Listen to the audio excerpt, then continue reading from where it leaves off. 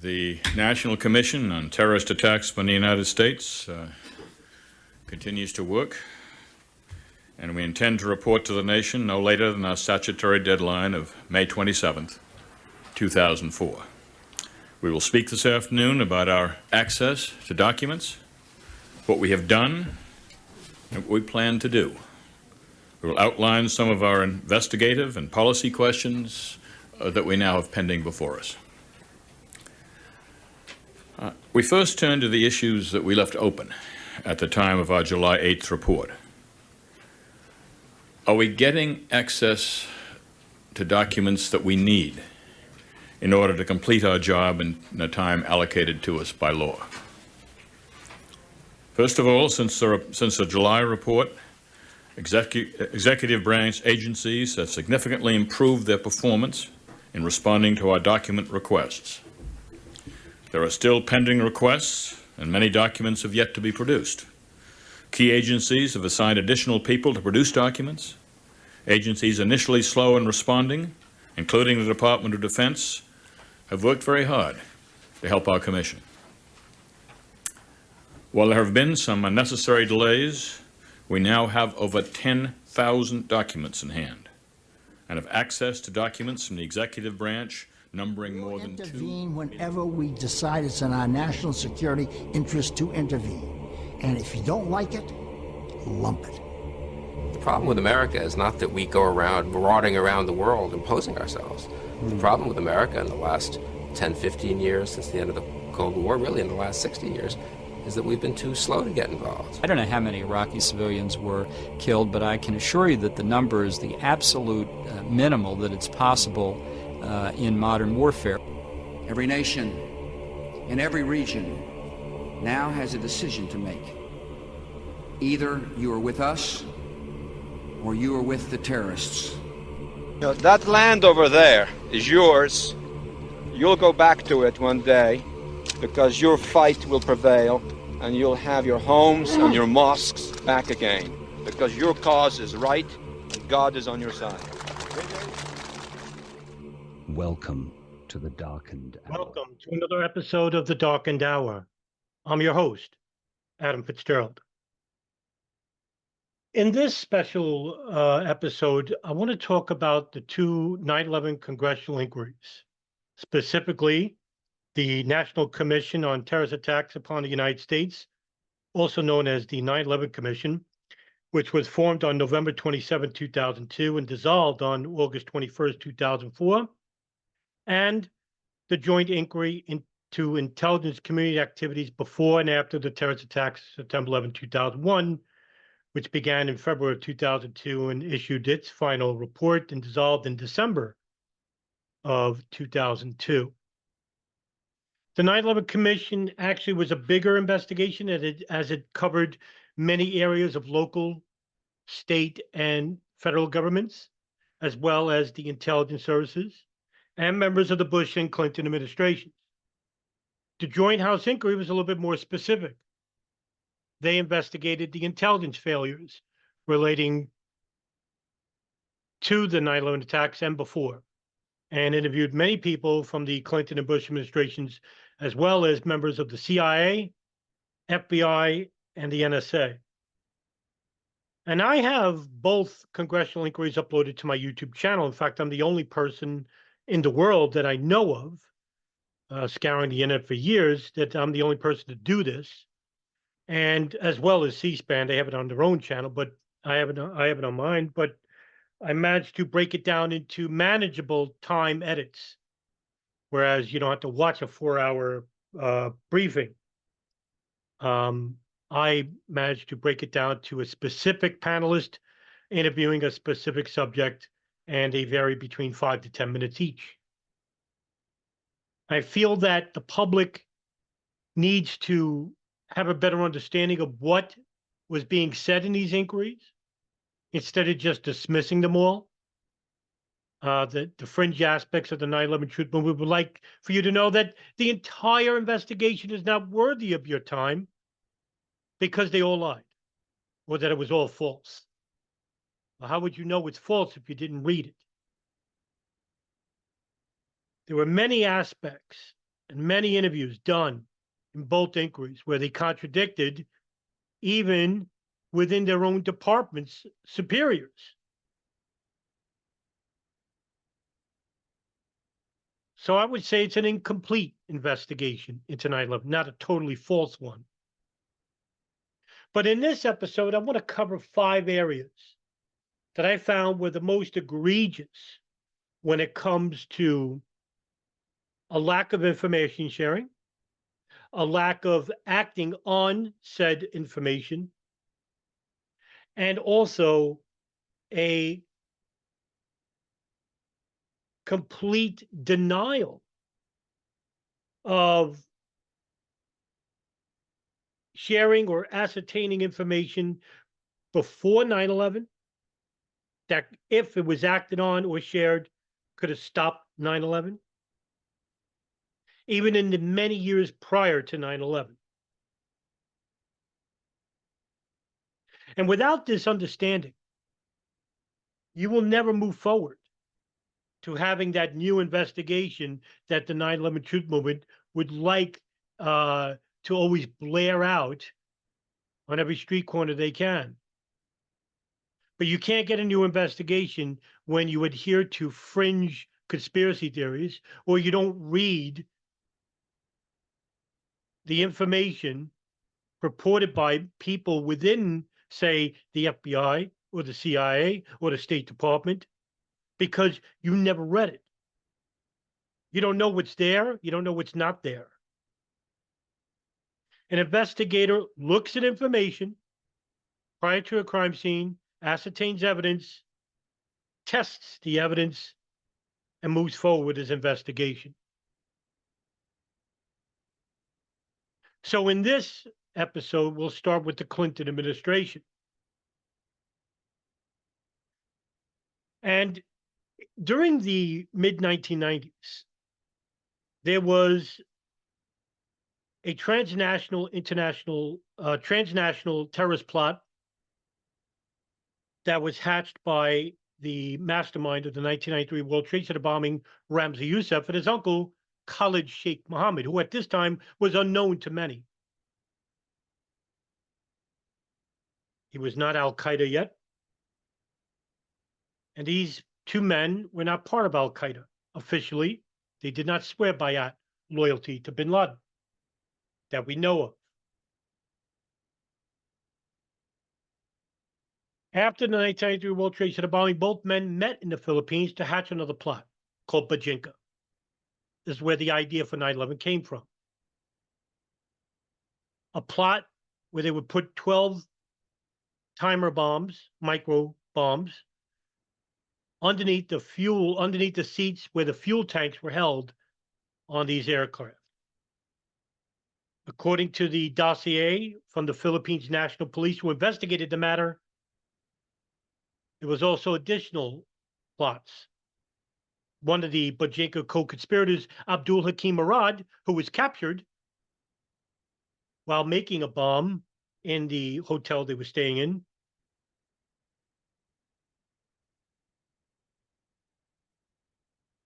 there was a hidden aspect to the plot, that there were sleeper cells inside the United States,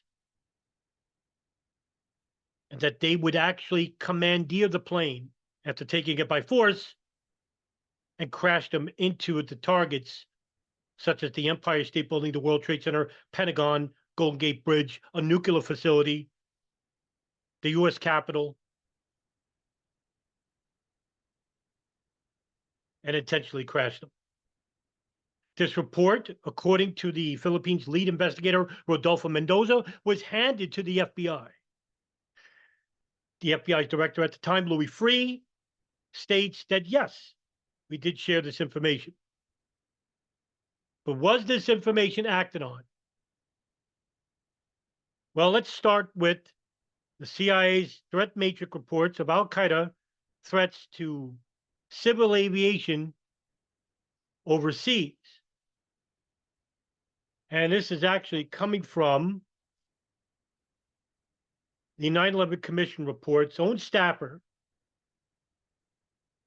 Christopher Kojum, in which he states that there was a threat to civil aviation overseas from this 1995 report from the Philippines National Police. The intelligence community issued a threat advisory warning that the threat of impending al-Qaeda attacks would likely continue indefinitely. The advisory cited threats in the Arabian Peninsula, Jordan, Israel, and Europe, and suggested that al-Qaeda was lying in wait and searching for gaps in security before moving forward with the planned attacks. During the spring and summer of 2001, President Bush had occasionally asked his briefers whether any of the threats pointed to the United States. Reflecting on these questions, the CIA decided to write a briefing article summarizing its understanding of this danger. The article, which the President received on August 6th, is attached to this staff statement. Despite the large number of threats received, there were no specifics regarding time, place, method, or target. Disruption efforts continued. An al-Qaeda associate from North Africa connected to Abu Zubaydah was arrested in the United Arab Emirates on August 13th. He had apparently been planning an attack against the U.S. Embassy in Paris. CIA analysts who have recently reviewed the threat surge of the summer of 2001 told us they believe it may have been related to a separate stream of events. These threats may have been referring to the 9/11 attack, the planned assassination of Northern Alliance leader Ahmed Shah Massoud, or other operations. In July 2001, the CSG alerted federal law enforcement agencies and asked the FAA to send out security advisories. Beginning on July 27th, the FAA issued several security directives to U.S. air carriers prior to September 11th. In addition, the FAA issued a number of general warnings about potential threats, primarily overseas to... As you can see, the threat daily matrix reports from the CIA even reported that there was a threat to civil aviation. And that throughout the mid-90s, bin Laden had inquired about attacking civil aviation.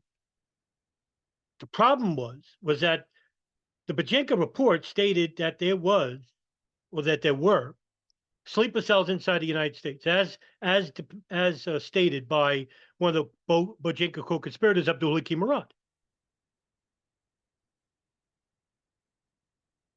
The problem was, why wasn't it updated to state that there was threats to airliners inside the United States? Bob Kerrey of the Joint House Inquiry had a few choice words with the acting FAA director, Monty Belger, and even asked and inquired about why this information to the intelligence services was not shared. Now, Bob Kerrey also stated that there was a detailed analysis of bin Laden in the intelligence community that was not updated, that the information was old from the late 80s, early 90s. Why was bin Laden's profile outdated? And Bob Kerrey made sure that the answer would not go unchecked. I'm going to ask Dr. K. I think you were how long were you in the CTC? You were. I've been in 7.5 years. I mean, we've been told that there was a comprehensive analysis of UBL that was done in January 1997. Correct. Were you part of that analysis? Yes, I oversaw the completion of the project. Correct. Were you disturbed that the results of that analysis was not disseminated, particularly since the National Intelligence Estimate was not updated? By 1997, we were still presuming, those of us who were being delivered information, we were still being told and presumed that Osama bin Laden was financing terrorism, that he was not the head of al-Qaeda. We didn't even have the information that Ms. Duran talked about with Fadl, with Junior. We didn't have that information either. Do you think it was a mistake not to disseminate the comprehensive analysis that was done in 1997? I think it was. It would have been better had we been able to get out as much of that story as possible, as quickly as possible. We were unable to. The project that's mentioned at the time it was completed, and completed means essentially it was in draft, was not in a form that was suitable for outside consumption, and it needed to be prepared in such a fashion that it would be manageable, easily digested, and understood by the policymakers. And that's the problem, is that the information under the Clinton administration was not updated. That people within the National Security Council were acting on information coming to them from the CIA, from the FBI,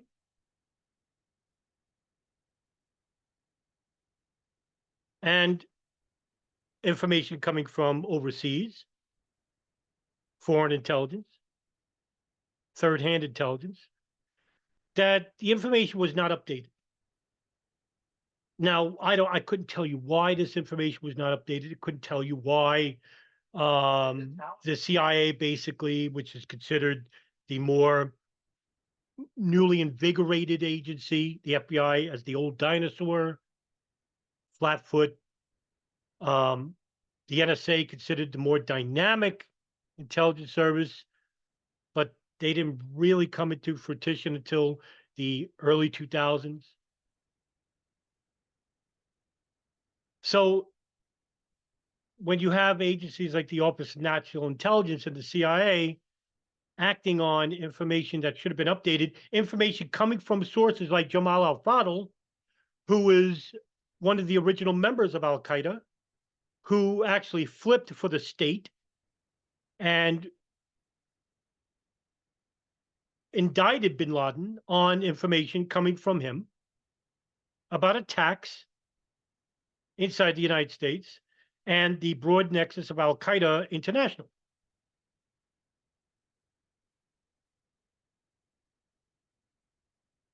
Then came the 1998 East Africa bombings of Dar es Salaam in Tanzania, Kenya and Tanzania specifically. Did the Clinton administration act appropriately? Now that bin Laden is considered now a direct threat to the United States after these attacks, when he should have been a direct threat even before then with the intelligence that they had provided, the intelligence services, that is. That was shared with the principals meetings, leaders of the state, Pentagon, intelligence services that would meet at the White House and talk about the daily threat matrix updates and threats to national security. What was the response by the Clinton administration in regards to these attacks in Kenya and Tanzania? Well, Fred Fielding of the 9/11 Commission asked that question to Secretary of State under the Clinton administration, Madeleine Albright. Here was their response. Did the Taliban have a reason to believe that we would make good on that threat, that it was a valid threat? And likewise, what steps, when you formulate a policy to make that kind of a threat, what steps did you take to ensure that we, in fact, had a credible military force that could enforce that? Well, first of all, as I said, President Clinton had ordered that lethal force be used. There were armed submarines in the Arabian Sea and a variety bombers on standby and ready to go, so that the orders were there. The President also asked for a variety of options from the Pentagon. In terms of special forces, a variety of, as far as I know, there was no option off the table, and that there were questions about the Pentagon saying that these were not viable. You will have Secretary Cohen here, and you can ask him these questions, but I do know that from the perspective of one of the members of the Principals Committee, I as Secretary of State, can assure you that the President asked for a variety of military options. And so I again think that you have to, from my perspective, the Pentagon did not come forward with viable options in response to what the President was asking for. Here's the problem with that, is because during these principals meetings,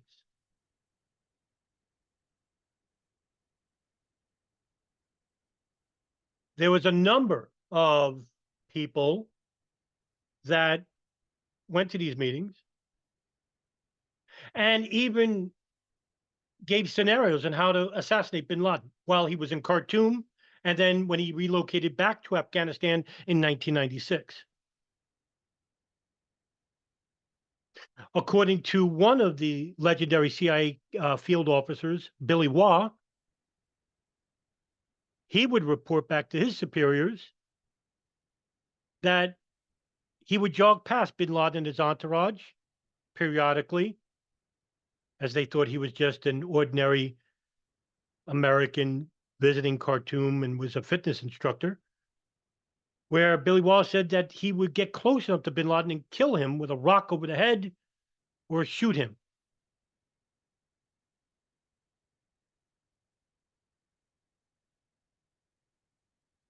But plans like this were rejected time and again. Nobody wanted to take that chance. The drone program was just relatively new and didn't know which department would be in charge of assassinating or using the drone program to assassinate specific targets overseas. The Pentagon didn't want to do it, and the CIA was under the Church Committee hearings, and so they wanted to clean their image. Well, that all changed after 9/11, didn't it? So nobody really wanted to pull the trigger. Again, we'll go back to Fred Fielding of the 9/11 Commission, asking Sandy Berger, the former national security advisor in the Clinton administration, on the chances to kill bin Laden and why they weren't successful. The three occasions between December 98 and mid-99, I'm particularly trying to get a handle on who and why the so-called desert camp incident was aborted, and what happened there. Nobody seems to say, well, it was our decision. There seemed to be really good intelligence, and it went for a period of days, and then suddenly it was aborted. So anything you can shed I cannot distinguish that incident from the 2 or 3 other incidents where I would get information either from Mr. Clark or from Mr. Tennant that we had some opportunity, that we were watching this very, very carefully. Stay tuned. I would get then authorization from all of the principals and put the president on alert that something might be possible. In each of those cases, the director of the CIA would come back to me and say, I do not believe we have reliable enough intelligence to recommend going forward. And we did discuss it, as he said this morning. It was interactive. But there was never a situation in which we were presented information that bin Laden was here and we didn't take it because of civilian casualties or any other reason. The only other thing I would add is I've been told that a subsequent review of that episode suggests that bin Laden never was there. I don't know whether that's true or not. At the time, we were told the assessment was that there was not reliable information. Numerous threats to kill bin Laden, and nobody wanted to undertake it.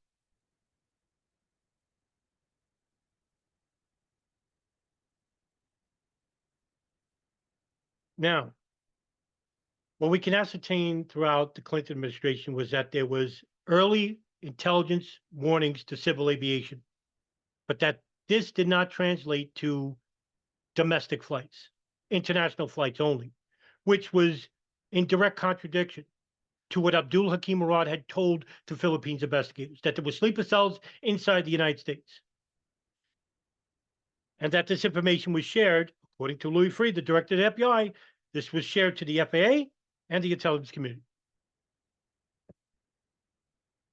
So how could it be that the 9/11 attacks could have been successful had this information was shared? Well, Tim Romer of the 9/11 Commission would interview Rohan Guantanara, the Institute for Defense and Strategic Studies in Singapore.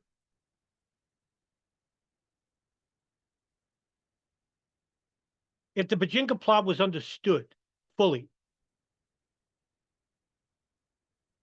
could 9/11 have been prevented?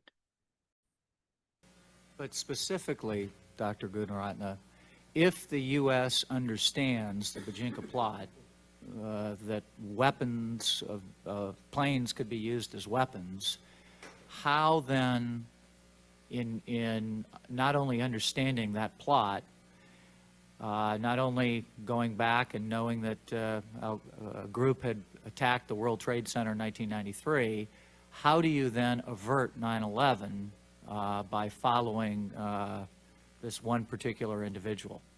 Sir, Mohammed Jamal Khalifa was in the Philippines and he was in touch with this group. But Khalid Sheikh Mohammed was the more important man. So you say eventually you get Khalid Sheikh Mohammed, and that prevents 9/11 from occurring? Absolutely, because Khalid Sheikh Mohammed was the mastermind of 9/11. He organized that whole operation.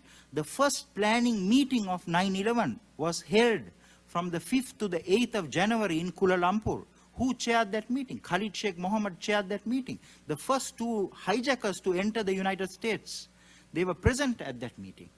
So the 9/11 operation is an extension of Oplan Bojinka. So the players of Oplan Bojinka, they were not all arrested. Now, here's the problem with Gunaratne's assertion here, is that we could have prevented 9/11 had we acted on the information from the Bojinka plot. Had we implemented stricter security measures regarding cockpit doors, for example. Putting suspicious individuals from Saudi Arabia and Pakistan on no-fly lists with incomplete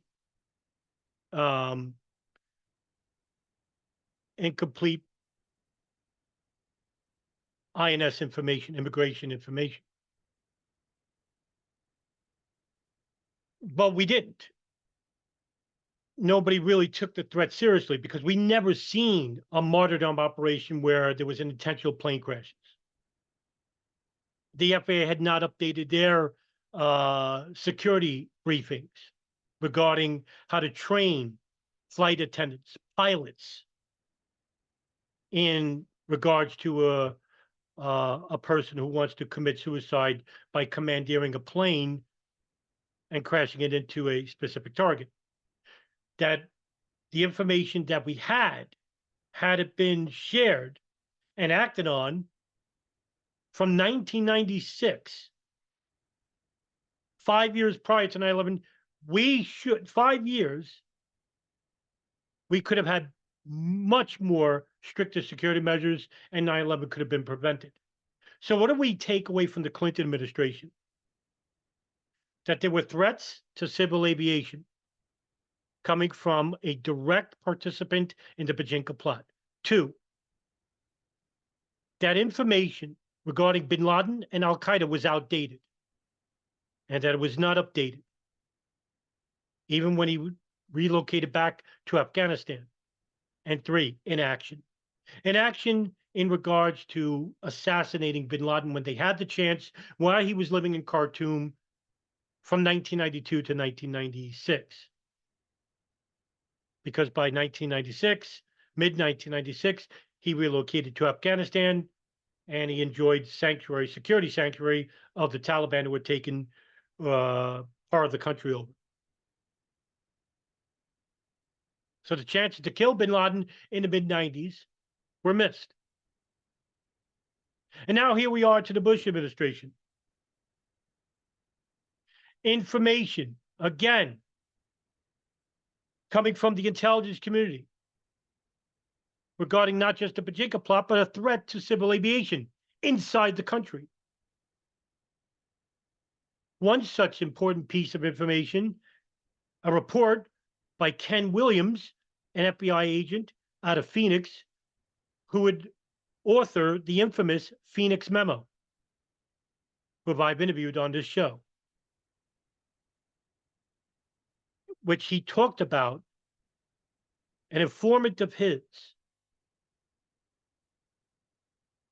that was well known in the Islamic circles, heard information about terrorists inside Arizona that were training at flight schools and wanted to crash them intentionally into U.S. specific locations. Ken Williams was then transferred out of the Counterterrorism Center and to investigate an arson. And when he came back, he released a report which went to the CIA and the FBI, specific locations, it wasn't a universal national report, but it went to specific people who did not read the information on time.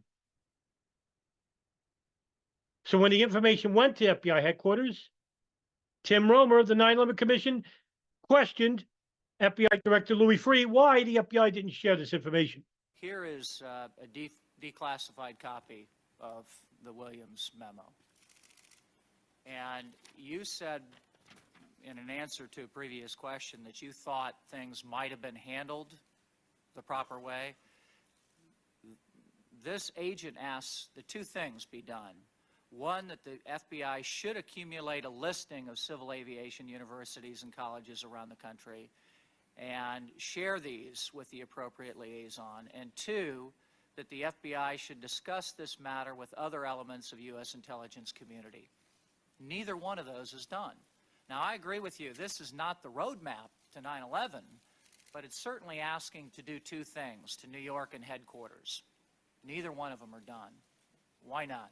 Well, I don't know. I mean, I can't answer that, obviously, for the time and space reasons that are obvious. I could speculate on it, and what I would say is that, you know, the simple fact, or the apparent simple fact, of getting from all of those civil aviation schools around the United States, you know, names and identifying information of those students, first of all, you would have had to overcome a couple of federal statutes that prevent educational institutions from giving that information out without a subpoena or a grand jury request. Assuming you could have done that. But Mr. Williams didn't do that in Phoenix, did he? I mean, he found out the trend in Phoenix without having to go around a statute or a law, right? Well, yeah, but what he's asking for is a national investigation that would direct itself to thousands and thousands and thousands of students who are from Arab countries who are taking flight lessons in the United States. And there's your problem. Again, much like in the Clinton administration, information that was not acted on.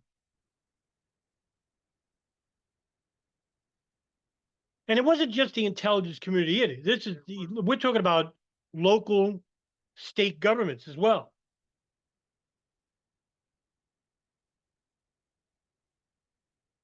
Such as the Department of Transportation. Did they receive information regarding threats to civil aviation? John Lehman asked that question to Norman Mineta, who was the U.S. Transportation Secretary. Did they receive information from the intelligence community regarding threats to civil aviation? There were many intelligence reports leading up to 9/11 and actual plots uncovered to use aircraft as missiles. Do you feel that the system set up to provide to you as Secretary of Transportation the latest intelligence bearing on your responsibilities, such as that subject, was adequate before 9/11? If not, have measures been taken to see that you are provided with the best possible product on a daily basis as to threats to the broad range of transportation assets under your purview? Could you comment on before and after? Well, I do get a daily briefing, intelligence briefing, and I did during that time period prior to the 11th of September and subsequent to the 11th of September. And there's no doubt that the nature of the intelligence data has improved. And but again, there was nothing in those intelligence reports that would have been specific to anything that happened on the 11th of September. There was nothing in the preceding time period about aircraft being used as a weapon or of any other terrorist types of activities of that nature. And but I do get briefings, and I think that since the 11th of September 2001, the nature of the briefings have improved. They have improved, but not acted on. Again, priorities within the Bush administration have changed, whereas Clinton acknowledged the threat of bin Laden, but did not take action. But when Bush came into office in 2000, the priorities were not outwardly, but more Cold War. China, Iraq were considered more of a threat than, say, Al-Qaeda, for example, or bin Laden, even though the intelligence reports were already there for Bush to go over.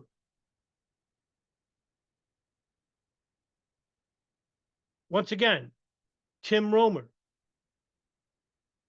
asks the question to Secretary of State Donald Rumsfeld why there were no principals meetings about Al-Qaeda throughout the years 2000 and 2001. What was Rumsfeld's response? To the metric of the Clinton administration, and again, we'll be talking to Mr. Clark tomorrow, probably grilling him on what the Clinton administration did right and did wrong. One of the metrics, again, for the Clinton administration was principals meetings and how many they had on a particular topic, right or wrong. Were there principal meetings on Al-Qaeda and terrorism before September the 4th? Well, there were certainly principals meetings where it was discussed, whether it was the sole topic or not.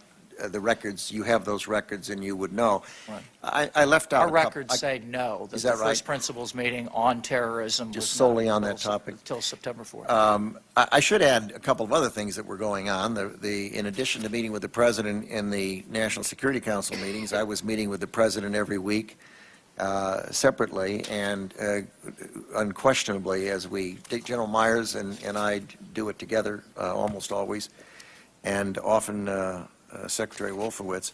The other thing we did was I made a decision early on that the single most important thing we could do that would benefit us in terms of these types of problems would be to develop an exceedingly close link with the Central Intelligence Agency and the intelligence community. And as a result, George Tenet, who I knew and respected, and I started eating lunch with either Paul or Dick Myers or Steve Cambone, and one or two of his key people, depending on the topic, and have done it consistently for the last 3 years. And we did it during that period. And it has, in my view, been critically important to link those two institutions together. And I do believe they are as well linked together today as probably ever in history. I would say there's one other thing that the Secretary did as well, and that was when developing the QDR, which we had to start right after the Secretary came into office by law, was to develop, as part of our strategy, articulate for the first time in my memory that we had to set aside forces for homeland defense.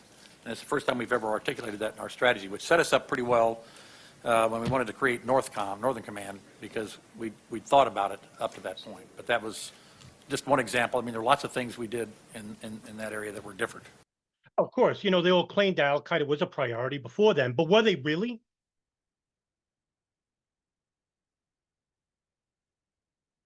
Did they consider Al-Qaeda a threat to national security inside the United States? And Tim Romer didn't let go of this. He knew from the information by interviewing people within the Clinton administration that Al-Qaeda and bin Laden were indeed a priority, number one in the Clinton administration. They just didn't act on it. Why wasn't it number one in the Bush administration? Did the Secretary of Defense, Donald Rumsfeld, even consider Al-Qaeda a threat? What was the answer? Did you consider Al-Qaeda to be a first-order threat and particularly in the spring and the summer of 2001, how did you practice this priority? I and others in the administration did consider it a serious threat. The intelligence, correction, it goes back through history, their prior behavior, the statements that had been indicated by Senator Kerry, and the intelligence threat reports that one would read as we went along drove one to a conclusion that they were active, that they had been successful in some attacks, and that they were planning, talking, chattering, and hoping to do various types of damage. I tried in my remarks to lay out how we addressed the concern.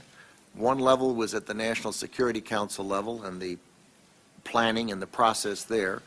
A second was to address the department as a whole and see if we couldn't strengthen our special forces, strengthen our agility, develop the ability to move faster, to move with smaller elements rather than large footprints, to... But the special ops were not used during that time period, correct? Not against Al-Qaeda. They were used in some other things, as I recall. So with reference to Al-Qaeda. But the changes to special ops are still taking place. It'll take probably another year for the process for them to move from a supporting to a supported command requires them to develop the planning functions in key locations around the world and to rearrange themselves both with respect to their organizational structure and their equipment. But some Rumsfeld's obfuscating here, by the way, because in 1999, the CIA outlined a plan to go to war with Al-Qaeda. This is coming from the DCI, George Tenet. The CIA was at war with Al-Qaeda. However, this did not transfer over to the Department of Defense and also to the Bush administration and his neocon lackeys, like Douglas Feith and Paul Wolfowitz, Richard Armitage. Loyalists in the Bush administration like Condoleezza Rice didn't get the memo regarding the Bajinka plot, obviously, because when she was asked about threats to civil aviation from even the co-chair of the 9/11 Commission, Thomas Kean, why was there no mention of planes being used as weapons in the intelligence briefs provided to the President of the United States in the year 2000, 2001? What do you think Condoleezza Rice said? I've got a question now I'd like to ask you. It's given me by a number of members of the families. Did you ever see or hear from the FBI, from the CIA, from any other intelligence agency, any memos or discussions or anything else between the time you got into office and 9/11 that talked about using planes as bombs? Let me address this question because it has been on the table. I think that concern about what I might have known or we might have known was provoked by some statements that I made in a press conference. I was in a press conference to try and describe the August 6th memo, which I've talked about here in my opening remarks, and which I talked about with you in the private session. And I said at one point that this was a historical memo, that it was not based on new threat information, and I said no one could have imagined them taking a plane, slamming it into the Pentagon, I'm paraphrasing now, into the World Trade Center, using planes as a missile. As I said to you in the private session, I probably should have said I could have not imagined, because within 2 days, people started to come to me and say, oh, but there were these reports in 1998 and 1999. The intelligence community did look at information about this. To the best of my knowledge, Mr. Chairman, this kind of analysis about the use of airplanes as weapons actually was never briefed to us. I cannot tell you that there might not have been a report here or a report there that reached somebody in our midst. Part of the problem is, and I think Sandy Berger made this point, that when he was asked the same question, that you have thousands of pieces of information, car bombs and this method and that method, and you have to depend to a certain degree on the intelligence agencies to sort, to tell you what is actually relevant, what is actually based on sound sources, what is speculative.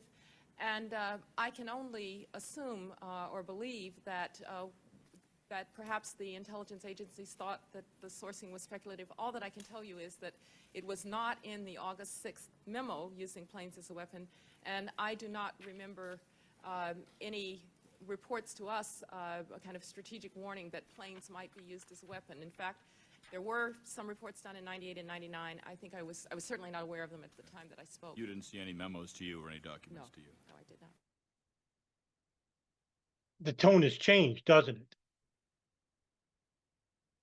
That the intelligence did not reach the Bush administration officials in 2000, 2001 regarding threats to civil aviation, even though the information was there. And the one man who could share this information, the one man who actually tried and tried again to get the attention of Condoleezza Rice, who kept getting shot down, was the National Coordinator for Counterterrorism, Richard Clarke, who served under both the Clinton and Bush administrations. In fact, Clinton would have Clarke sit at the head of the principals meetings. Clarke was not even invited to any of the principals meetings.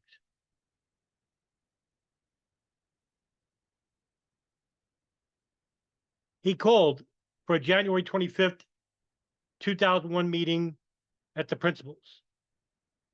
Tim Romer of the 9/11 Commission asked him what was the response from those people.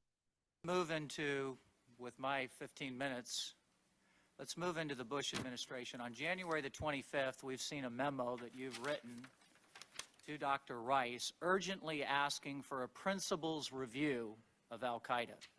You include helping the Northern Alliance, covert aid,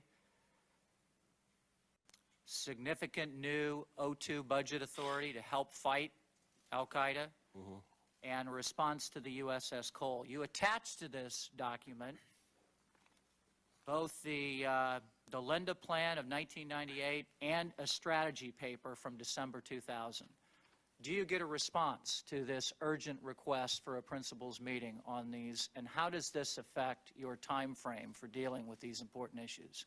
I did get a response. The response was that in the Bush administration, I should, and my committee, the Counterterrorism Security Group, should report to the Deputies Committee, which is a sub-cabinet level committee, and not to the principals. And that therefore it was inappropriate for me to be asking for a principals meeting. Instead, there would be a deputies meeting. So does this slow the process down to go to the deputies rather than to the principals or a small group as you previously had done? It slowed it down enormously by months. First of all, the Deputies Committee didn't meet urgently in January or February.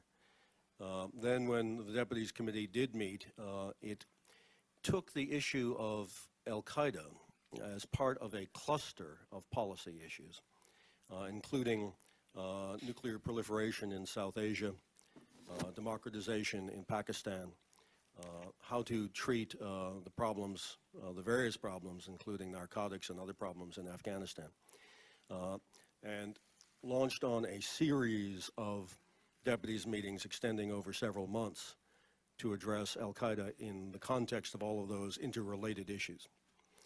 That process probably ended, I think, in July of 2001. So we were ready for a principals meeting in July, but the principals' calendar was full, and then they went on vacation, many of them in August, so we couldn't meet in August, and therefore the principals met in September. By then, it was too late, because it's September 11, 2001, terrorist attacks, 9/11 happened. But all throughout the spring and summer of 2001, information from the FBI, information like the Phoenix memo, from Ken Williams in Phoenix, or Harry Samet, the arresting agent of Zacharias Basawi, the alleged 20th hijacker in Minnesota, the FISA warrant that was issued by the Radical Fundamentalist Unit. Had this information been shared with Richard Clark, could it had prevented the attacks of September 11th? Well, that's what Tim Romer asked Richard Clark. Ask you, with my yellow light on, a question about the summer of 2000 alert. You were saying, the CIA was saying, everybody was saying something spectacular is about to happen. Spiking in intelligence, something terrible is about to happen. You've told us in some of our interviews, you only wish you would have known at that time, in that summer, what the FBI knew with regard to Moussaoui, the Phoenix memo, and terrorists in the United States. What could you have done with some of that information, with these spiked alerts, with the spectacular attack on the horizon in the summer of 2001? Well, Congressman, it is very easy in retrospect to say that I would have done this or I would have done that. And we'll never know. I would like to think that had I been informed by the FBI that two senior al-Qaeda operatives who had been in a planning meeting earlier in Kuala Lumpur were now in the United States, and we knew that, and we knew their names, and I think we even had their pictures, I would like to think that I would have released, or would have had the FBI release, a press release with their names, with their descriptions, held a press conference, tried to get their names and pictures on the front page of every paper, America's Most Wanted, the Evening News, and caused a successful nationwide manhunt for those two of the 19 hijackers.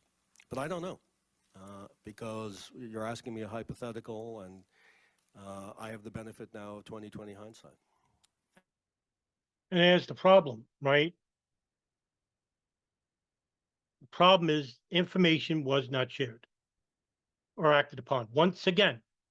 So what are the takeaways of the Bush administration? One, information about threats to civil aviation was not disseminated to the Bush administration officials in the year 2000 and 2001.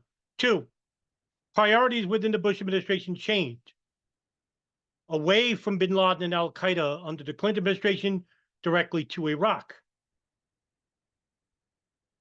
And three, warnings, briefings, reports, all held in incommunicado from Bush administration officials because they saw an adversary in Clark, even though respected, that he was not to be trusted. But as Richard Clark said, the intelligence came from the intelligence community regarding two al-Qaeda operatives inside the United States. And this is where we're going to delve into the CIA. Now, I've done countless videos about the CIA mishandling of information, intentional mishandling of information, intentional withholding of information to the FBI and to the State Department. I even did an episode regarding Carl Levin and his inquiry into George Tenet, the DCI, Cofer Black, the head of counterterrorism, CIA, and of course, Tom Wilshire, the deputy director of the Bin Laden Issue Station, Courtney Malik Station. But here is where we can actually start opening the lid, if you will, regarding a new investigation into 9/11. Because to me, this is the crux, part of the crux of understanding how the attacks were successful. Barbara Grew was a congressional staffer of the 9/11 Commission and gave a short opening regarding what the CIA knew of Khalid al-Mihdhar and Tawfiq bin Attash, also known as Khalid, from a high-level summit meeting in Malaysia held by Al-Qaeda and an Al-Qaeda affiliate, Jemaah Islamiyah, located in Indonesia, where it is reported that the CIA knew about this information, this meeting, from the NSA, who had wiretapped an Al-Qaeda communications hub located in Sana'a, Yemen, which was used to carry messages to Al-Qaeda across the world. The NSA told the CIA about this high-level meeting that was to take place in January of 2000. Again, Barbara Grew of the 9/11 Commission details this subject. This meant that Khalid and Midhar were two different people. But the fact that both had attended the meeting in Kuala Lumpur also meant there was a link between Khalid, a suspected leader in the Cole bombing, the Kuala Lumpur meeting, and Midhar. Despite this new information, we found no effort by the CIA to renew the long-abandoned search for Midhar or his travel companions. In addition, we found that the CIA did not notify the FBI of this identification until late August. DCI Tennant and Kofor Black testified before the joint inquiry that the FBI had access to this information from the beginning. But based on extensive record, including documents that were not available to the CIA personnel who drafted that testimony, we conclude they were in error. The FBI's primary Cole investigators had no knowledge of Khalid's possible participation in the Kuala Lumpur meeting until after the September 11 attacks. So what did the CIA collect on bin Laden and Al-Qaeda throughout the years? What else did they know about them? Because what we're trying to prove here is that there wasn't a lack of information. The conspiracy is they had a lot of information that could have been, if ascertained, could have been acted upon and shared with the whole of the intelligence community and not hoarded. Could it have prevented the 9/11 attacks? I don't know. It's a hypothetical, as Richard Clark would say. But what did the intelligence community as a whole collect on bin Laden and Al-Qaeda? Let Carl Levin of the Joint House Inquiry tell you. And I've prepared a chronology which I'll share with all of the members, which, just to summarize, go back a few years before her beginning of the story. In January of '96, when the CIA created a special unit to focus on bin Laden. In February of '98, when bin Laden issued a public fatwa authorizing and promoting attacks on U.S. civilians anywhere in the world. May 1998, in a press conference, when bin Laden says he's going to bring war to America. In June 1998, when the intelligence community obtains information from several sources that bin Laden is considering attacks in the U.S., including Washington and New York. August 1998, when the intelligence community obtains information that an unidentified group from the Middle East are going to fly an explosive-laden plane from a foreign country into the World Trade Center. September 1998, when the intelligence community obtains information that bin Laden's next operation could possibly involve flying an aircraft loaded with explosives into a U.S. airport. October 1998, when the intelligence community obtains information that Al-Qaeda was trying to establish an operative cell within the United States. The fall of 1998, when the intelligence community obtains information concerning a bin Laden plot involving aircraft in New York, Washington areas. And then in December 1998, when as we heard yesterday or the day before, when DCI Tennant provided some written guidance to presumably everybody in the CIA, declaring that the United States is at war with bin Laden and Al-Qaeda. That's December 1998, before the story begins. The spring of 1999, when the intelligence community obtains information about a planned Al-Qaeda attack on the United States government facility in Washington. August 1999, when the intelligence community obtains information that bin Laden has decided to target for assassination the Secretary of State and Secretary of Defense and the DCI. December 1999, when Ahmed Rassam is arrested as he attempts to enter the United States and the state of Washington from Canada with chemicals and detonator material. His intended target is Los Angeles Airport. December 1999, when the DCI communication to CIA employees warns a mounting threat of Al-Qaeda attack to U.S. interests abroad and in the United States, urging them to do whatever is necessary to disrupt bin Laden's plans. So, when the CIA took over the operation of the Al-Qaeda communications hub in Yemen, they planted a bug inside the house so they could listen to half of what was being said on, say, phone calls or what was said throughout the house. But they couldn't hear incoming calls. And so Michael Scheuer, the head of the Bin Laden issue station from 1996 to 1999, went to the NSA's deputy director, Barbara McNamara, and spoke about getting a copy of the transcripts on their end, in which she said no. So the CIA now became aware of Khalid and became aware of Khalid al-Mihdhar. And soon enough, their connections to Al-Qaeda. So why wasn't this information shared with the FBI? Carl Levin, once again, asks this question to the DCI's own George Tenet.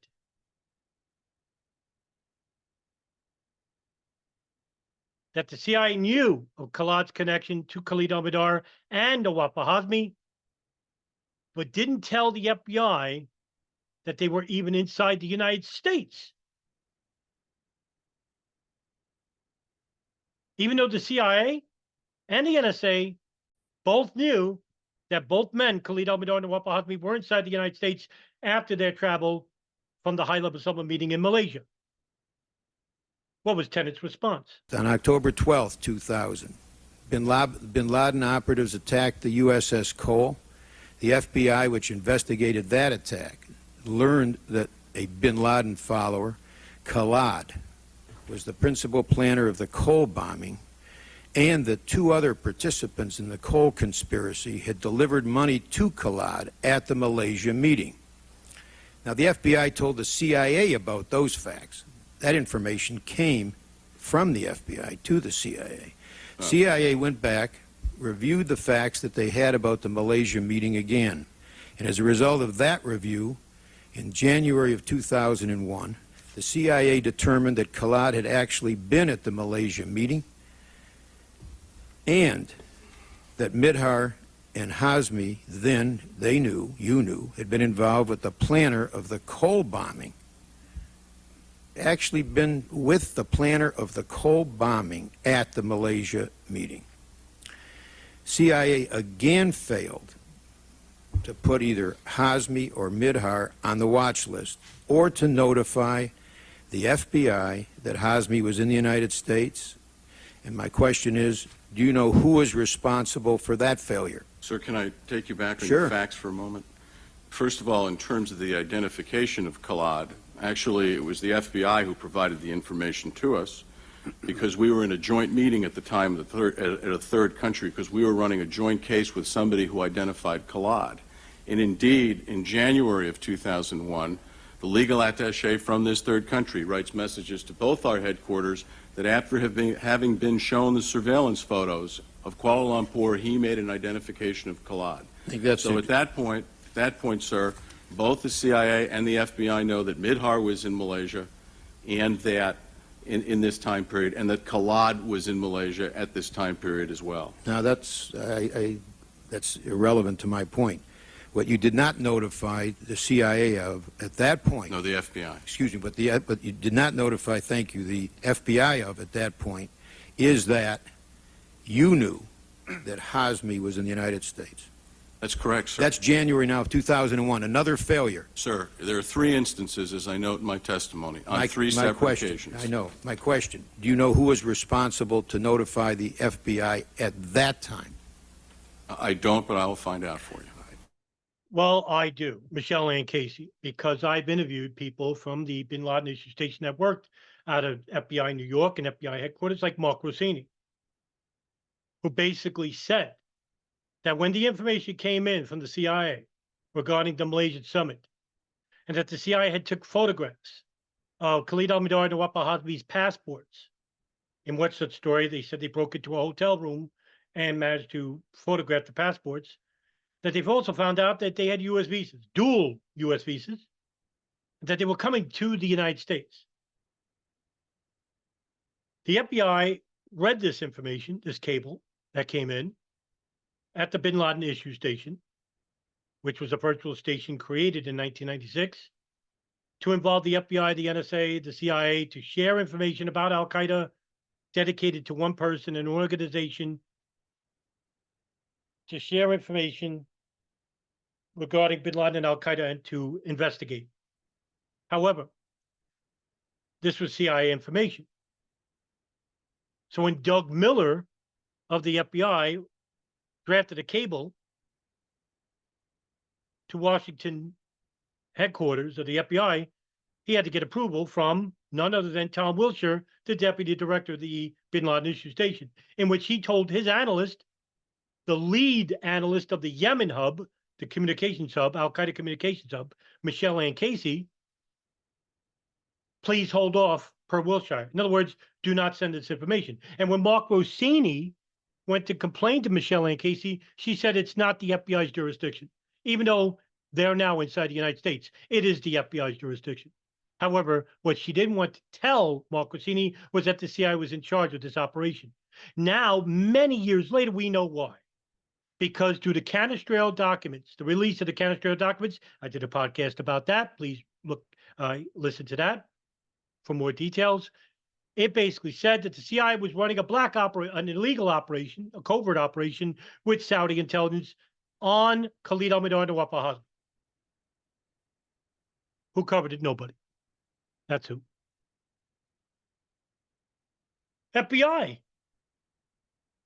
wanted to know more about Khalid al-Mihdhar Nawaf al-Hazmi, but the CIA was definitely aware that the FBI would find out.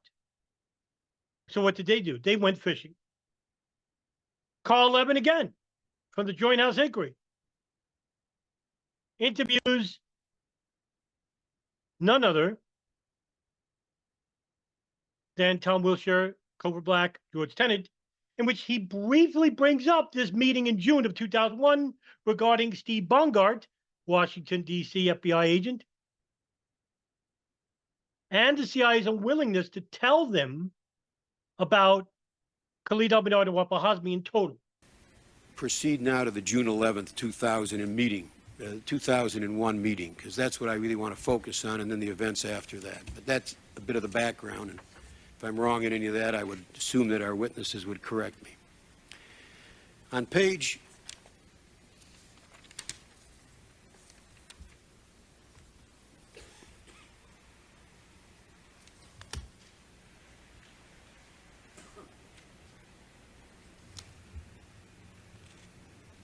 9 at the bottom of Ms. Hill's report,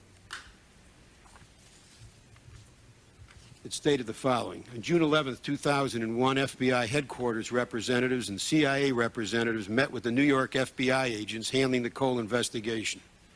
The New York agents were shown but not given copies of the photographs that they and told that they were taken in Malaysia. They weren't told that.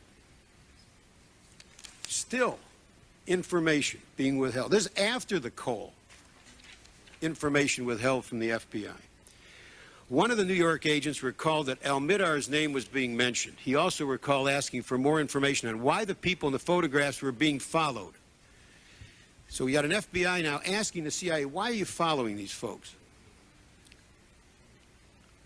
He recalled asking for more information on why they were being followed and for access to that information. The New York agents were advised they could not be told why al-Mihdhar and the others were being followed. This is truly unbelievable. I've got to tell you, you all, this is extraordinary. This has got nothing to do with information which can't cross a wall. This has to do with leads. That's right. Carl Levin is absolutely correct. He's the most important congressional staffer in both investigations because here he is touching on the most important aspect of the 9/11 investigation, pre-intelligence. Why was the information shared to the FBI? Why wasn't it shared? Because it would make a direct connection to Al-Qaeda. Khalid al-Mihdhar Nawaf al-Hazmi were at the Malaysia summit meeting in which Khalid Tawfiq bin Attash, the alleged mastermind of the Cole bombing, was at. So they could make a connection between these two men and Al-Qaeda. And if there was a connection, then that means that the Department of Justice, the FBI, would be the lead investigator and that they would actually arrest both of these men had they entered the United States on the first day that they entered here.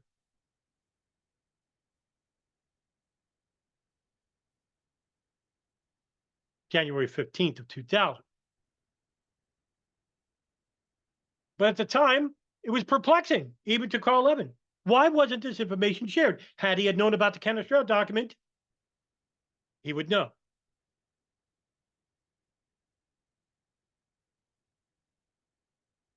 So what did they do, the CIA?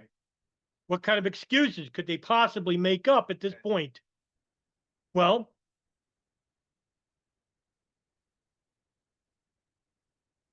Richard Barr of the 9/11 Commission asked this question about why the CIA and the FBI why didn't the CIA share with the FBI information about Khalid al-Mihdhar and Nawaf Azmi? Tom Wilshire, who's hiding behind a partition glass, says this. At this time, there was no attempt to put these individuals on the watch list, correct? That's right. No discussion. To the best of your knowledge, was the FBI ever notified? To the best of my knowledge, the intent was to notify the FBI, and I believe the people involved in the operation thought the FBI had been notified. Something apparently was dropped somewhere, and we don't know where that was. Was there any confusion over the connection of al-Mihdhar and al-Hazmi with individuals tied to the 98 East African bombing? There was, the reason that we were curious about them was we were trying to understand their connection to the East Africa bombing structure. We didn't know what it was. They were new players. But we knew there was for a us. connection. We knew there was a connection, an impersonal connection to the bombing structure. But what you have is a hypothesis. You have some connection to a part of it, and so we have two first names, and then we go off and we try and find out more about them. Tom Wilshire's lying because it was him that made that decision to tell Michelle and Casey to not share this information with the FBI. It was him. So he's lying right there. But nobody talks about it. Nobody cares because nobody watches the congressional inquiries. But it wasn't just him. There were others as well about the withholding of information to the FBI. Once again, Carl Levin asked George Tenet this question directly. What was Tenet's response? Remarkably this. Let me read you the staff report. The CIA analyst who attended the New York meeting acknowledged to the Joint Inquiry staff that he had seen the information regarding al-Mihdhar's U.S. visa and al-Hazmi's travel to the United States, but he stated that he would not share information outside of the CIA unless he had authority to do so. That's what he told our staff. Do you disagree with that? Sir, I've talked to him as well. Do you disagree that he said that to our staff? Well, no, I don't disagree. He said it to your staff. I'm telling you what Did he told tell me. you something differently? Yes, sir. He Okay. gave me a different So perspective. he told on the you and he told our staff something differently. Well, okay. but I think it's important, sir. Yeah, but our time is limited, so let me just keep going. That's the answer. He told you something differently from what he told our staff. Mr. Mueller, Director Mueller, at that June 11th meeting, did the FBI know that Mihdhar and Hazmi were at the January 2000 meeting of al-Qaeda operatives in Malaysia? I don't believe they did. All right. So we still don't know in June of 2001 what the CIA has known for 15 months. And there it is. The damning report, the damning statements of George Tenet. The analyst at the CIA meeting with the FBI was Clark Shannon. And that he had gotten orders from Tenet directly to not share this information. This is the reason why Clark Shannon was not fired, because George Tenet was lying here. He committed perjury. Saying that Clark Shannon told him something differently. No, he didn't. He told him the truth because the orders came from Tenet not to share this information.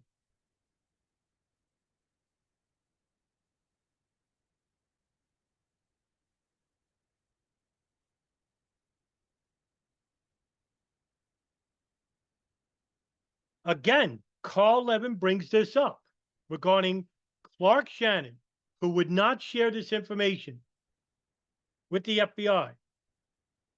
And not only did he tell Tenet this, he also inquired to Tom Wilshire regarding why Clark Shannon would not share this information.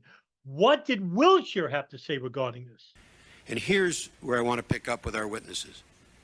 The CIA analyst who attended the New York meeting acknowledged to the Joint Inquiry staff that he had seen the information regarding al-Midar's U.S. visa and al-Hazmi's travel to the U.S., but he stated that he would not share information outside of the CIA unless he had authority to do so and unless that was the purpose of the meeting. Now, June 11th, New York. Now we've got the FBI asking the CIA, would you tell us why you're following these two guys? And according to the CIA analyst, to our staff, that information was denied because no authority to do so, unless that's the purpose of the meeting. So I'll ask our CIA officer, as far as you know, is our staff report correct? I would, the whole staff report? No. What I read to you. Could I just limit my comment to the June 11th meeting for That's right now? Just on that. Okay. Is that correct, what I just read? I would, first of all, I would distinguish between one CIA officer saying, I don't feel comfortable with sharing this information with a particular FBI individual from the entire corporate body of the CIA and its policy. The second thing I would say is that the CIA officer was Just there. ask you if this happened. Not exactly that way. Okay, then tell us how it happened. He wasn't there. That's right. He wasn't there. The only thing he said that was right, he wasn't there. So he can't really know, right? But he's still guilty of not sharing information with the FBI regarding Khalid al-Mihdhar and Wafa Hazmi. Now, it's not going to be any shock to Wilshire that an analyst at the Counterterrorism Center like Clark Shannon is actually fishing the FBI to see whether they knew the men in the pictures, who they were. Because had they known, they could pull the operation, that the CIA had to end it, along with the Saudis.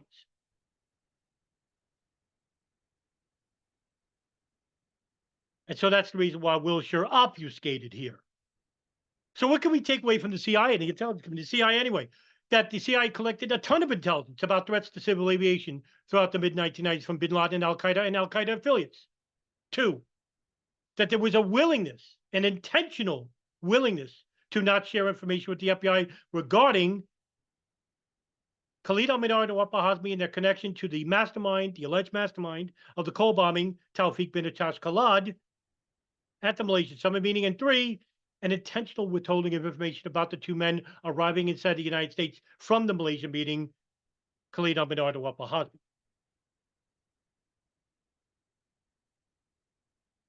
So what about the local areas of government, like the FAA, the Federal Aviation Administration? We should touch on that. Did they receive reports about threats to civil aviation? I mentioned Bob Kerry questioning the former director of the FAA, Monty Belger, regarding this. Bob Kerry of the 9/11 Commission was pretty harsh with Monty Belger because the information from the Bajinka plot was, yes, there was a direct threat to civil aviation inside the United States, as per stated by one of the co-conspirators, Abdul Hakim Murad. So why didn't Monty Belger update the information? What was his answer? We were watching for something happening overseas. Let me deal into that a little bit. Bajinka happens in '95. FAA sent somebody over to Manila. Are you familiar with that? Are you familiar with the FAA sending a representative over to Manila? Yes. And what did they come back and say? What did that person report after going over to Manila and finding out that a member of al-Qaeda was going to hijack 12 American airplanes in a suicide fashion? I've got to get both words in here because you all say, geez, I didn't think they could commit suicide. There were 10 attacks by al-Qaeda against the United States from 1992 to 2001, and 9 of them were suicide. We knew by then that bin Laden was going to come after the United States. So what did the guy report when he came back in 1995? What did he tell you? And what was your response to it? Well, my recollection, and I do not have specific recollection of what was said, but my general recollection was that the threat at that time, and continued up through September 11, was really directed outside the borders of the United States. In 1998, after the East African Embassy bombing, Mr. Belger, it was in the newspaper that the United States of America federal government arrested 2 suspects that were in the United States. One in California, one in Texas. Why would you reach that conclusion, that they were only going to attack outside the United States? The conclusion I reached, sir, was based on the intelligence information that was given to me. I mean, I can't be any more... I'm talking about stuff that's reported in the newspaper. It doesn't come from CIA. That's right out of the darn newspaper. Hopefully, I don't know, sir. I don't remember reading that. You're in luck. My time has expired. So Monty Belger actually doesn't know why they did not take stricter security measures. Now, it could be incompetence. I'm not saying he's part of the plot. Can't be. Right? I don't think he is. Nevertheless, incompetence. Incompetence. You have a threat, direct threat to civil aviation. Not just from the Bush administration, but also the Clinton administration as well. And so when Jamie Gorelick of the 9/11 Commission actually interviews Cathal Flynn, the former head of the FAA Civil Aviation Security between 1993 and 2000, had the FAA made any additional security measures between that heightened tension of security briefings, threats to civil aviation between the spring and summer of 2001, when the threat report was at its highest? What was the answer by Cathal Flynn? That the entire government was on alert that there was tracking of people who meant to do harm in this country, and that some of that harm was focused on our airlines and our aircraft. Did you take additional measures at that time to secure the airlines? Did not impose, that I recall, additional specific measures. You did not. Not that I recall. I may be wrong about that. In the spring and summer of 2001, when, as our briefings and our testimony to us have indicated, the hair of the intelligence community was on fire, given the nature of the warnings that we were getting. Not specific as to what would happen, but that something was about to happen. A, were you aware of those warnings? And I guess you were gone by then. Is that right, Admiral Flynn? So I'll put that question to Director Mano. Were you aware of that state of affairs? Yes, and as I said, we also issued information circulars regarding those. Did you advise or advocate any further steps than issuing the directives or security circulars that you issued? Again, the role of intelligence is to provide the intelligence and not to direct or make specific security recommendations. And that's the problem, is that he didn't answer the question. The question was, did they implement stricter security measures? And they didn't. Cockpit doors weren't reinforced. Flight attendants had no training about martyrdom suicide missions on planes. They only had training for traditional hijacking, where they would land the plane and make their demands clear in exchange for prisoner release. So the intelligence either didn't get to the FAA or the FAA didn't bother to act on said intelligence. And that was from the Clinton administration. What about the Bush administration, the FAA under the Bush administration? Well, Transportation Security Director Norm Mineta was asked, did they ever imagine multiple airline hijackings, suicide hijackings? Well, that's what John Lehman asked Norm Mineta, and what was his response? Given the fact that there were in the preceding couple of years about a half a dozen novels and movies about hijackings being used as weapons, and the fact that there were reports floating around in the intelligence community, did you personally think that that was a possibility, that it could have happened, or was, when it happened, did this take you totally by surprise? Because yesterday we had testimony from the former FAA administrator that, in effect, it never entered her mind. Well, I would have to again say that I had no thought of the airplane being used as a weapon.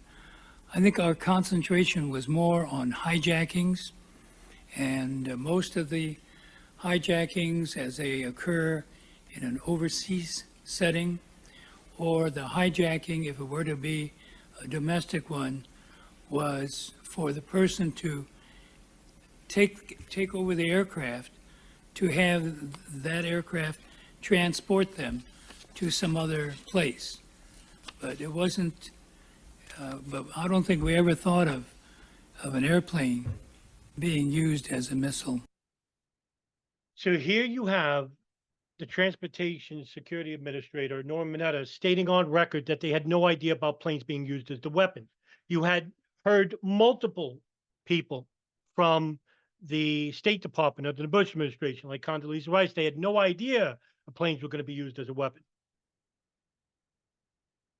The acting director of the FAA, Monty Belger, had no idea that they were going to use a plane as a weapon domestically, even though that the reports, the intelligence from 1995-96 regarding the Bajinka plot were directly correlated with the attacking United States airline industry inside the United States.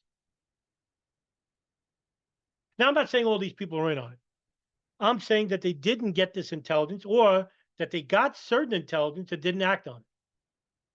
Malfeasance, if you will. Enough to get people fired. And of course, when you're that high level in these industries, that's a $130,000 job you're not willing to lose. Hell, I'll pass the buck along. And that's exactly why you need to watch these congressional videos, to have an understanding of how our governments are incompetent and how incompetence works. Now, even on the days of 9/11, we don't even talk. We talk about the threats to civil aviation, stricter security measures like cockpit doors. But what about reports of weapons being found on the planes, which would mean that prior to the hijackings of these planes, that the security measures at airports were compromised. And one of the few people who have done investigative work on this, like Paul Thompson and DJ Thermal Detonator, have shown basic reports, news reports, about just that. Joe and Susan Trento, Unsafe at Any Altitude, a great book, by the way, please read it, reported on this subject at Logan International Airport, where it was stated that security guard like Eric Gill saw men on September 10th trying to enter the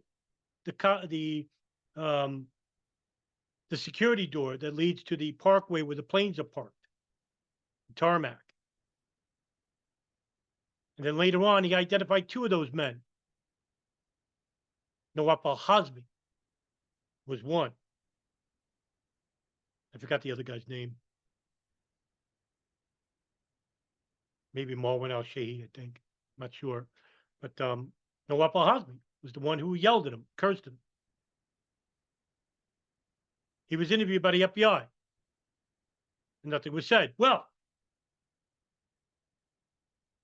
according to Bohdan Zakovic, the Transportation Security Agency Civil Aviation Inspector,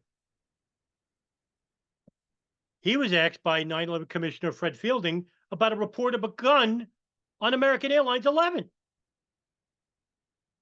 After the attacks, incidentally enough, there was a draft report from the FAA, American Airlines, regarding the FAA, by the way, regarding a gun being used to kill Daniel Lewin, the first death on September 11, 2001, where it was later retracted and said he was stabbed. Now, why would they change that if that was the case?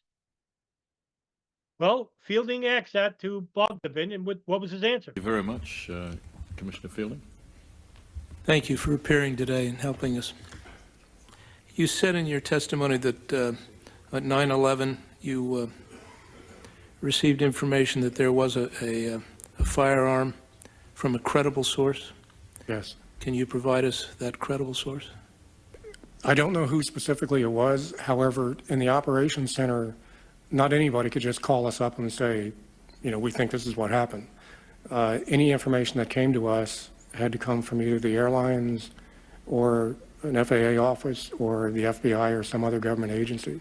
It wasn't something that just anybody could access. So I personally don't know where that came from, but any information we had came from a credible source. Well, help me out a little. You're in a room and you hear that somebody else has received that information?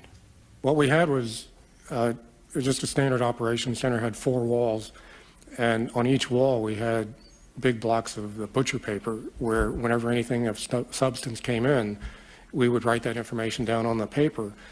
And then when we were putting together the executive summary, without looking at things politically or using any other filtering process, we just wrote down the facts that we had. And one of them was that a gun was on such and such a flight. And the person also identified the seat where the gun was held by the passenger, and that apparently an individual sitting in front of that seat was shot.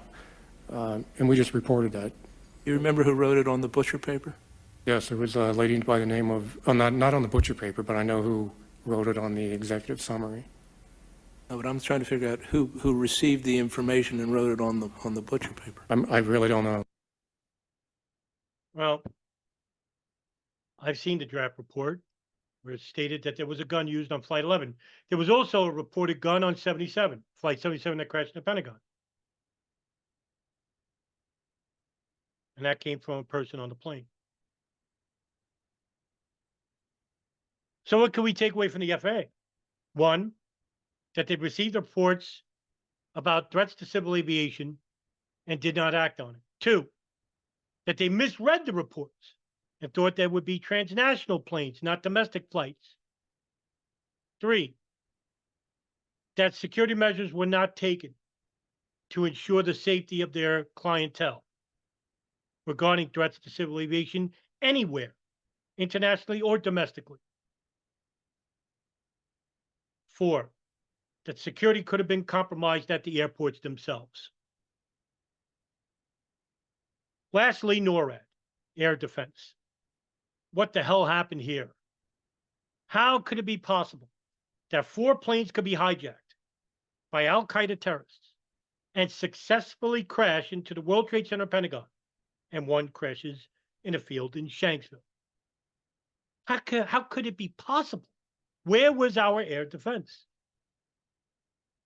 Rick Scott, who is a retired Air Force and Continental Colonel, Alan Scott, I'm sorry, gave a timeline to the 9/11 Commission. At 8:46, the last data near the Trade Center, 8:46, the first impact on the Trade Center. At that minute is when the Otis F-15s were scrambled, and again, they were 153 miles away. And that scramble came, and General Arnold, I'm sure, can address this, based on a conversation between the Northeast Sector Commander and himself. Those F-15s were airborne in 6 minutes. That is well inside the time that is allowed for them to get airborne, but because they were on battle stations, the pilots were in the cockpits ready to start engines, that scramble time was shortened by a significant amount of time. At 8:53, that's a minute later, in the radar reconstruction, we're now picking up the primary radar contacts off of the F-15s out of Otis. At 8:57, which is 7 minutes after the first impact, is, according to our logs, when the FAA reports the first impact. And about this time is when CNN coverage to the general public is beginning to appear on the TV, not of the impact, but of the burning tower shortly thereafter. So you can see what in the military, I'm sure you've heard us talk to the fog and friction of war, and as the intensity increases, the lag tends to also increase for how quickly information gets passed. 902, United 175, the second airplane, which, by the way, never turned off its transponder before impact, crashes into the North Tower. Now, here's the problem with this timeline, is that the timeline, according to the 9/11 Commission co-chair Thomas Kane, as well as Tim Romer, basically said that after NORAD testified, that they gave a totally wrong timeline, that the timeline did not match up to the timeline of the Federal Aviation Administration. Now, the FAA timeline is going to be very precise because they're getting their information from who? Directly from the planes themselves. Where is NORAD getting their timeline? According to some major generals, the timeline came from the FAA. But that couldn't have been, because NORAD's timeline is different from the FAA by either anywhere between 1 and 4 minutes. Now, that's a lot. That's a lot. Now, when I say a lot, NORAD defense planes can fly up to like 800 miles an hour. I don't know the max speed, but it's high rate of speed. And when you're getting from, say, Otis to New York, it takes a matter of a minute or two if they got the information correctly, precisely. And NORAD basically stated that we didn't get the information right away.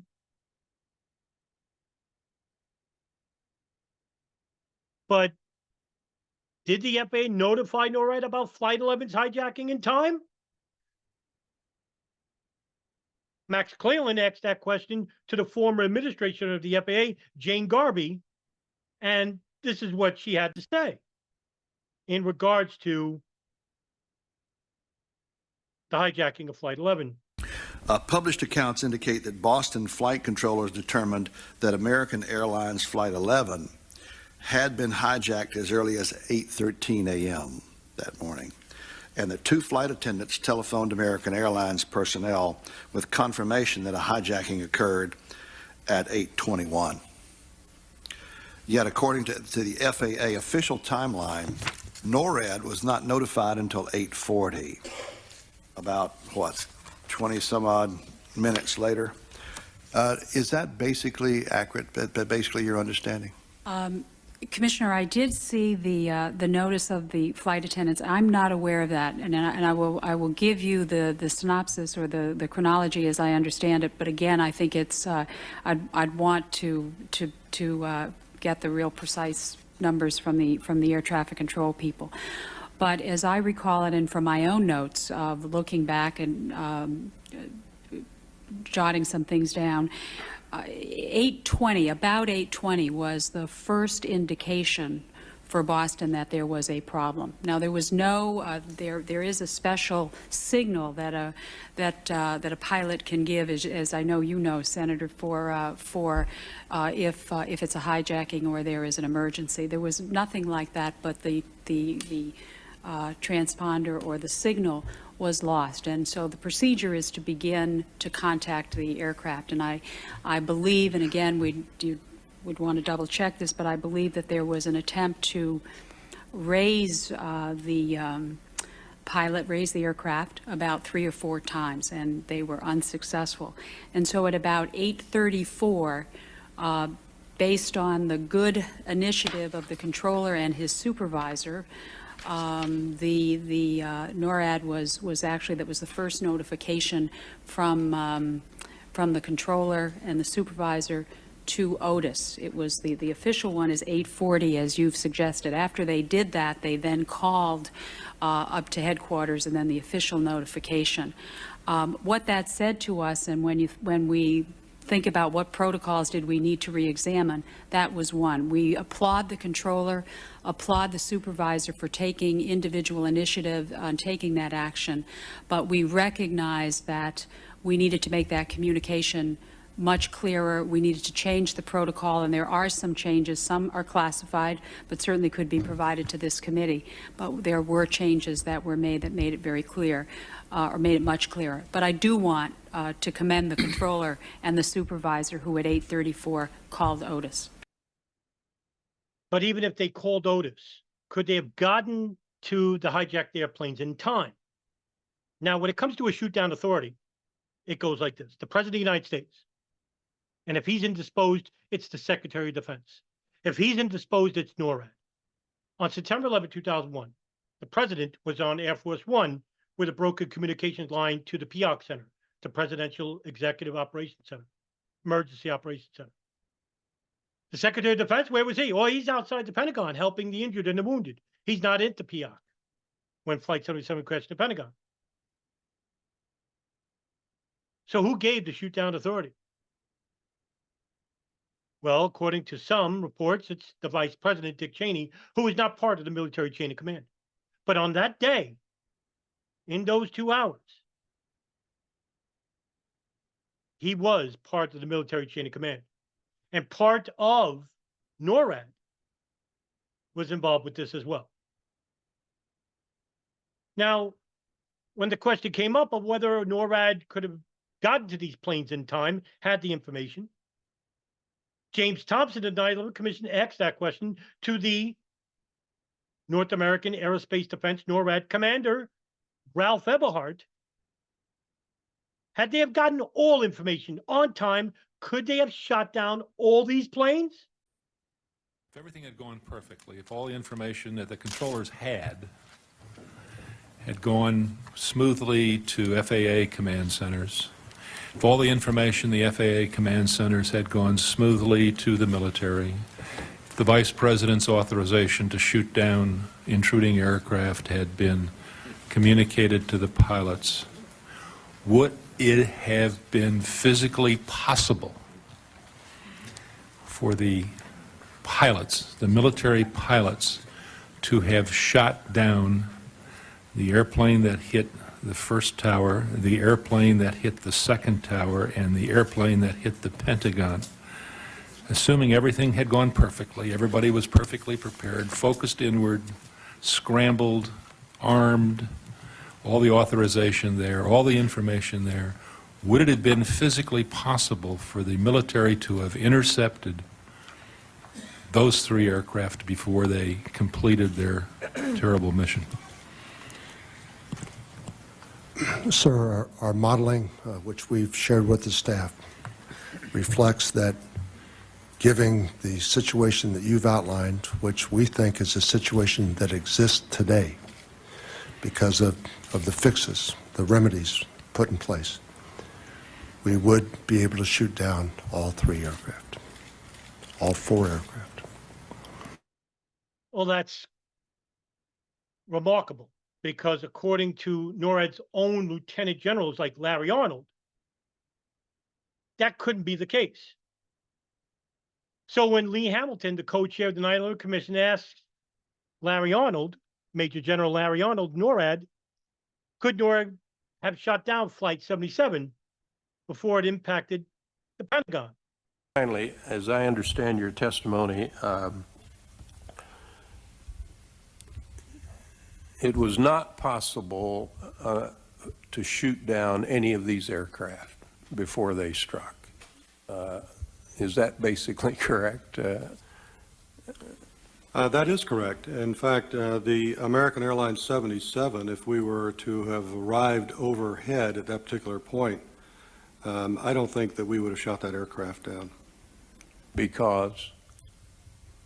Well, we had not been given authority to shoot You that didn't have aircraft. authority at that point.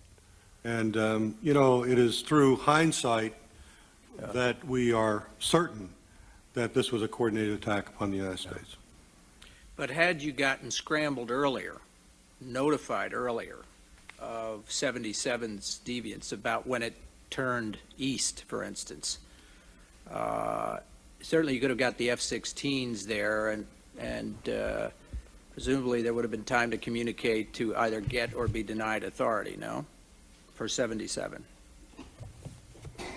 I believe that to be true. I believe that to be true. It had to happen very fast, but I believe that to be true. What efforts were made that day to contact the president to seek that authority?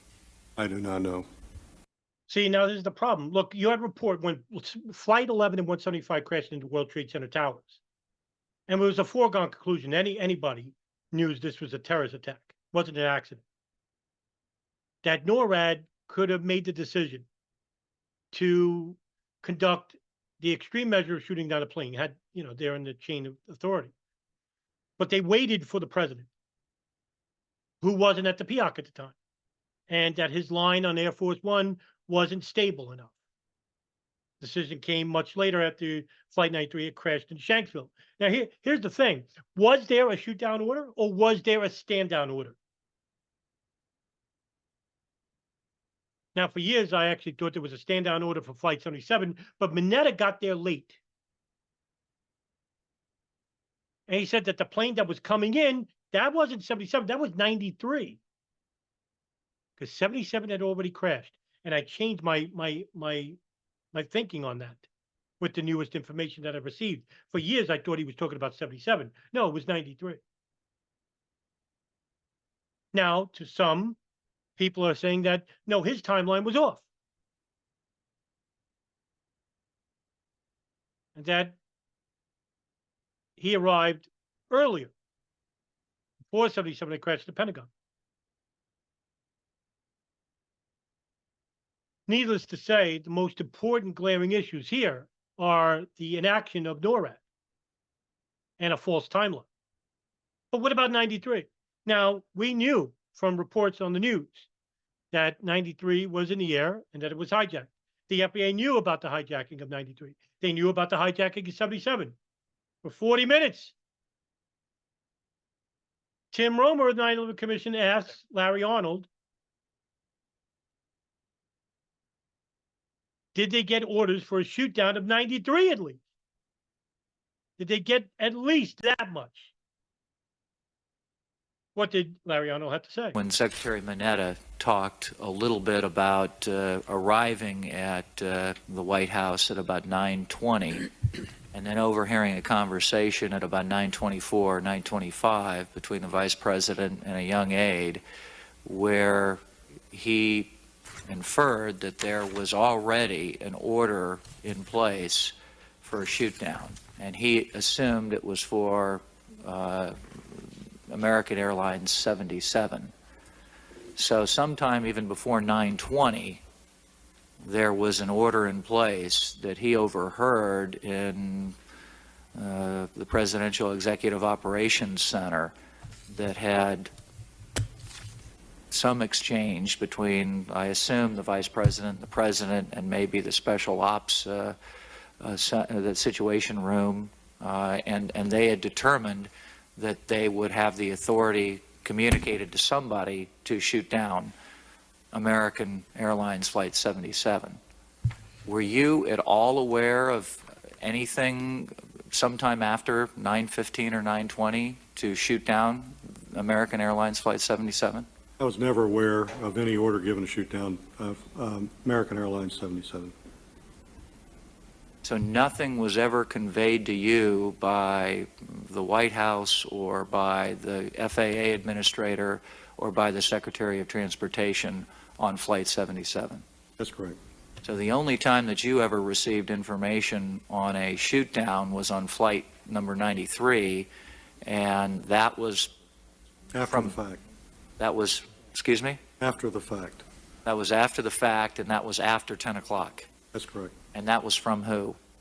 It was from Cheyenne Mountain, I assume from the commander of North American Air Defense Command. Your assumption is that the White House communicated that to Cheyenne Mountain, and then Cheyenne Mountain communicated that through to the National Military Command Center. Now, that's in direct contradiction to what Ralph Eberhardt's saying. Ralph Eberhardt basically said that had the information been shared with NORAD, all the planes could have been shot down.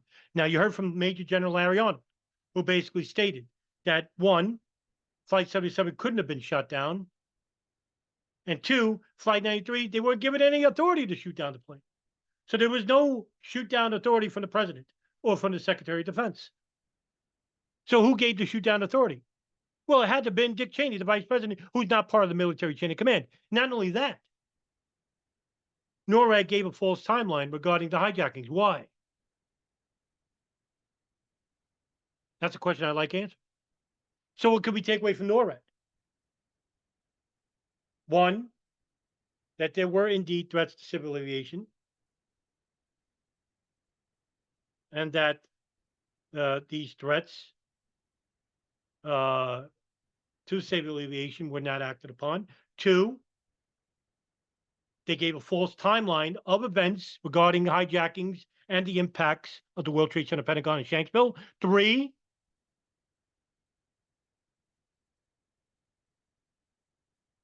contradictions within their own hierarchy of command about action taken upon hijacked air flights where, had the information been shared, they could have shot down all the planes, but no, they couldn't shoot down 77 or 93 because of aerospace restrictions and no shoot down authority.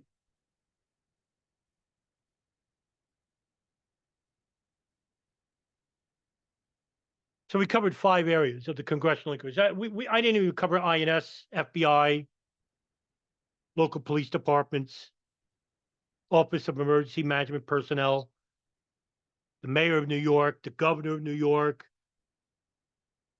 and lots of others. But I figured I'd choose these 5 areas which show the glaring contradictions and egregious mistakes, including some maliciously, regarding handling of intelligence. Because what I want to show here is accountability. And this question was actually asked to members of the intelligence community by Richard Shelby, a senator of the Joint House Inquiry, who asked members of the FBI, the director of the FBI, the NSA, and the CIA, what he thinks accountability is. Because that's what this is about. These investigations, these podcasts, the uploads I make, the written work I produce, the many years of study into this field, because I naively believe that there can be justice. What else are we in this for? I'm not making any money from this, because I do believe that there has to be accountability for something like this. So what were their answers? General, what does accountability mean to you, sir?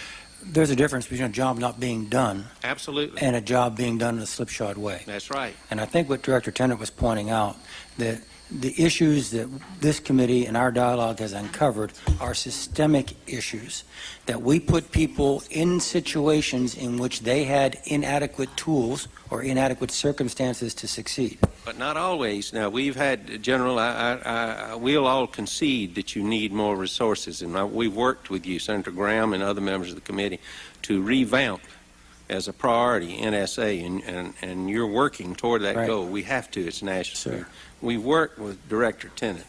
Yes, you have. I'm not on the Judiciary Committee or the Criminal Justice Appropriations, but I know others have worked in that regard. I know you don't have too many resources, but a lot of this is decisions that people make or fail to make. Director Tennant. Well, sir, let me just say. What does responsibility, accountability mean to you? Well, sir, when you look at this, I look at it in the following ways. I look at anybody's performance. Sure. I say, tell me about the integrity of the individual, how hard they were working. Tell me about their understanding of their job. Tell me about whether they were slipshod. Tell me about whether they were paying attention to detail and doing everything they knew how to do. Now, when somebody Stop you a minute. Let me just say, in knowing everything they knew how to do. But what if you had people in these jobs that didn't know what they were doing and didn't know the standard? And I know some people at the Bureau, we had testimony here, didn't know the FISA standard, even lawyers over there, Director Mueller. I'm not saying it's your fault. I'm just saying that they're inadequately trained. Go ahead, Director Tennant. I'll try not to stop you again. No, it's okay, sir. Keep going. I lost my train of thought. I apologize. Maybe you'll pick it up again. I was on a roll. What is, no, you thought you were. You weren't on a roll. No, I was on a roll, sir. I don't think so. Director Mueller, what is your feeling? How do you feel about the word accountability, the term accountability? Is that responsibility? And in the context, or what does it mean? I think it's giving people both the responsibility and the authority to do a job, to set out parameters, what you expect from people, and if they do not live up to those parameters, then you hold them, quote, accountable. You move them, or you, yes, absolutely. Okay. But it is, the ultimate accountability is me. And I have to set those standards. I have to give them the tools to do the job. It does not make any sense for me to hold somebody accountable if I have not been given them the responsibility, the authority, and the tools to do the job. That is just, that's wrong. And so in terms of something like the training on the FISA issue, it's a responsibility of me to assure when I see something like that we put into place the mechanisms to get those individuals trained. If we did not give them the training, I cannot hold accountable that person who was inadequately trained because I did not provide the person with that training. Well, Mueller came the closest. Tenet was inadequate, and Hayden basically just drifted off. Well, if they don't know anything about accountability, then it's up to us, the people, to make the change necessary for the systems to run morally sound and one that is directly responsible for taking responsibility when they don't perform their jobs. That's it for this episode of The Darkened Hour. I'm your host, Adam Fitzgerald. Thank you. Have a good night, everybody.